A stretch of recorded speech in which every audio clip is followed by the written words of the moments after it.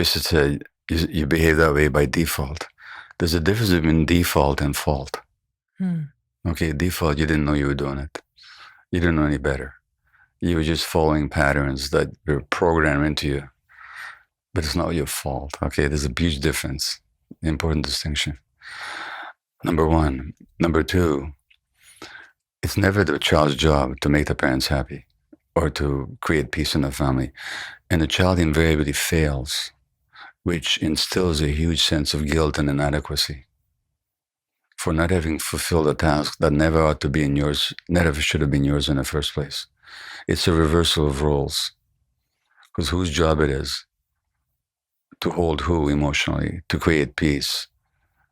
And so when a child is forced into that position, again, as an adaptation to maintain a relationship with the parents, she's given an impossible task that she's bound to fail at and bound to feel shame over it, which means that any shame and guilt that you feel is completely undeserved. When we start to noticing these patterns, we can start asking ourselves questions, but it depends on how we ask them. So I could say, why am I behaving this way? Now, is that a question? No, it's an indictment. It's an indictment.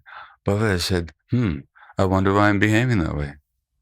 So we need to begin to develop that compassionate curiosity towards the self, where we start looking not to why did I, not this indictment, as you say, but genuine curiosity.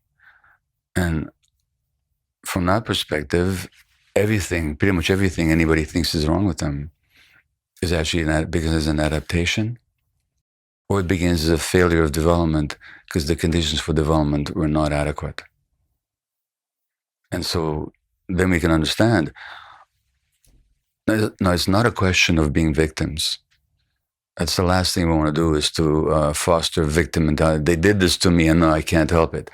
No, that happened and it's your responsibility and it's your capacity to change that now. So you have to drop the victim mode altogether, but that doesn't mean that we don't recognize what happened.